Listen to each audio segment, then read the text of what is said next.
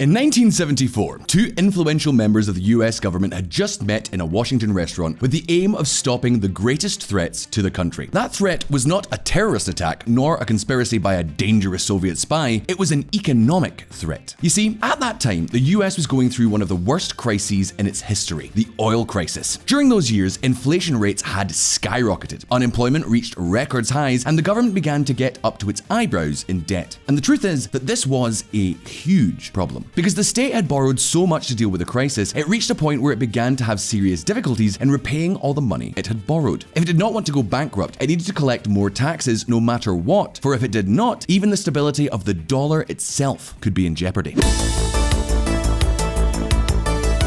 Well, this is exactly where the two members of the government we have just mentioned come into the spotlight. These two men began arguing about whether raising taxes might be the best option for fixing the country's debt problems. But while they were arguing, along came an economist named Arthur Laffer, who told them something that would change the history of economics forever. What he told them was that in order to increase revenue and solve the public debt problems, what they had to do was lower taxes, not raise them. Now, how could lowering taxes increase government revenue? In other words, is it reasonable to think that lowering taxes will make less money for the state? Did Arthur Laffer's words make sense? Well, the truth is, yes. Take a look at this.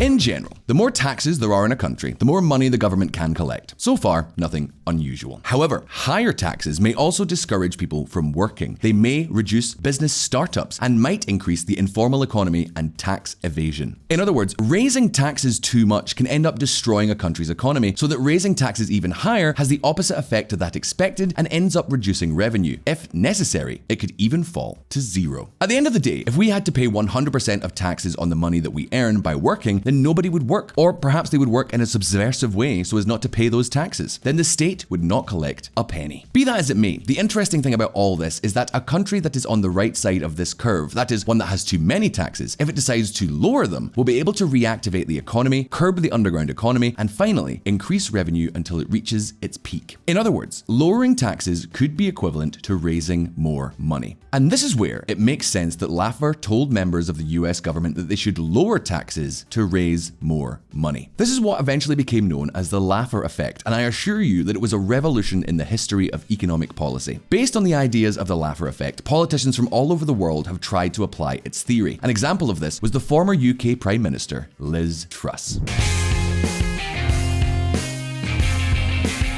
Liz Truss came to power in Britain after the resignation of disgraced former Prime Minister Boris Johnson. And she did so in a context where the UK had been experiencing decades of economic stagnation from which it seemed unable to emerge. Investment rates were much lower than normal. Brexit was hitting the country extremely hard, and in short, economic hopes were anything but optimistic. That's why Liz Truss proposed a plan for radical change. A change that promised to skyrocket the UK's wealth once and for all. And what did this change consist of, you might ask? Basically, it consisted of reducing taxes to boost business dynamism, attract investment, and create special economic zones. But the plan also included an increase in government spending to compensate for energy costs and to invest in strategic sectors important for the country. In other words, spending a lot of public money while reducing taxes. Now, in most countries, spending more and lowering taxes means going into massive debt. Without going any further, right now, countries like Spain and Italy have huge public debt problems precisely because they are spending money like crazy, which is counterproductive for the economy. So why would a politician like Liz Truss want to follow in the footsteps of these countries that are doing so badly? The answer is that, to a large extent, Liz Truss believes strongly in the Laffer effect, believing that by lowering taxes, the government would boost the economy and raise even more money, and thus the country would not need to go into debt. The question is, did the Truss plan work in the UK? Well, no, I'm afraid not. British Prime Minister Liz Truss resigns after disastrous economic plan. As you have just seen in the news, for reasons that we will discuss later in this video, this program failed. And as a result, Liz Truss had to resign after 44 days in power. She had the shortest term as a British Prime Minister in history. And with this in mind, I'm sure many of you are wondering, if the Laffer effect theory says that lowering taxes can increase revenue, why did Liz Truss's plan fail so miserably? Is the Laffer curve a lie used by many economic conservatives to support tax cuts? Or is there more to the story? Well, visual economic community, if you want to know the answer to these questions, pay very close attention and let's get cracking. Before explaining why the Laffer effect in the Liz Truss plan failed miserably, we have to first to make one thing clear. The concept of the Laffer effect, although it sounds very nice and very popular, has a few flaws. For example, how do you measure the level of taxation in a country? That is, what do we need to look at to know if a country has too many or too few taxes? Well, perhaps one way could be to use the tax burden. That is, you can calculate the percentage of taxes received by the state with respect to the total wages of the country. However, there's a problem with the way of measuring taxes. Not all taxes are equal, nor do they all affect economic growth in the same way. For example, if a country has a lot of business taxes, many companies may leave for other countries with lower taxes, or they might find it much more difficult to be competitive and prosper, or even to hire workers. These types of business taxes can be very harmful to a country's economy. In comparison, if a country has a lot of consumption taxes, taxes like VAT that affect things like food, gasoline, or shoes, well, maybe people will consume a little less of these products, but at the end of the day, they will continue to consume because using the car or eating or wearing shoes are basic needs that are very difficult to replace. Therefore, consumption taxes would hurt the economy much less than business taxes. This is something that we have also talked about in a previous video. Northern European countries such as Finland and Denmark are among the countries that technically have more taxes, yet despite that, their economies work very, very well. So where's the secret? Well, in what we explained just a moment ago, the secret is that the Nordic countries have a lot of consumption taxes which do not affect the economy too much, but they have fewer taxes on the generation of business activity. But beyond economic theories, is there any scientific evidence that corporate taxes are much more harmful to the economy than consumption taxes? Well, the truth is, there might just be. In a study conducted by economist Jesus Fernandez Villaverde with data from the United States, it was found that lowering consumption taxes had practically no effect on economic activity. But, on the other hand, lowering taxes on business activity boosted the country's productivity, generating more employment and higher wages. This is precisely the reason why the Laffer effect is an error as a concept. There is no Laffer effect for taxes as a whole, but each tax is independent. It is not enough to lower taxes in an open bar manner, but it is necessary to know which taxes to lower and in which context to do so. And right here was the first Liz Truss misstep. Stay tuned. It's not where you go down, nor how much you go down. In the media, something that was repeated ad nauseum was that Liz Truss approved a massive tax cut as part of her super plan to boost the British economy. Yet the truth is that the Truss practically did not lower any taxes. In fact, what she did was the following.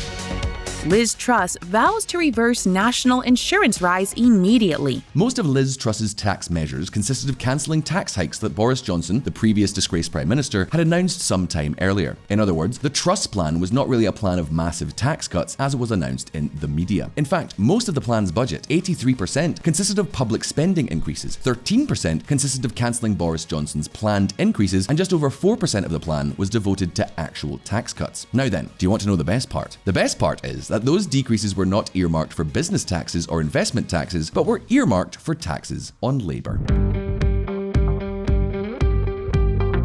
And the truth is that lowering taxes on labour is not nearly as effective in boosting economic activity as lowering taxes on business activity. Although, to be fair, it works better than lowering consumption taxes. In short, Liz Truss wanted to send public spending through the roof without really lowering taxes much, but on top of that, the taxes she was planning to lower had a fairly limited effect on the UK economy. So what's our conclusion here? The conclusion was that the loss of revenue derived from lowering the taxes was much greater than the new revenues derived from the possible increase in economic activity. In other words, the Laffer effect did not work.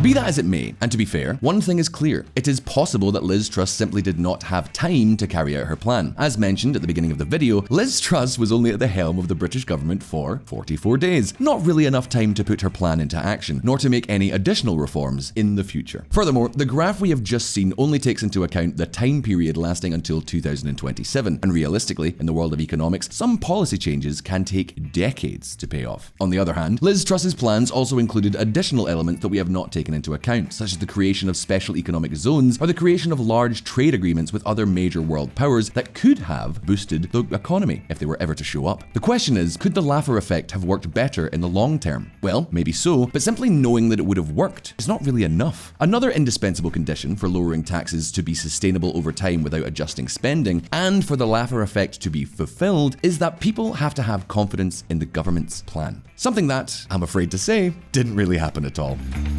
The market mistrusts trusts and punishes British debt. After Truss came to power and announced her new plan, international investors did not believe at all that this plan could generate enough economic growth to be able to adjust the accounts and that a long-term Laffer effect could occur. The UK financial markets fell sharply. Investors began to sell their debt securities on the possibility of defaults due to the government debt mismatch, and, as if that were not enough, the pound suffered its biggest fall since 1985. As many of you already know, all this chaos practically forced Liz Truss to resign. Perhaps with a little time and confidence, we might have seen a Laffer effect capable of doing its thing in the UK. However, that is something we will never really know.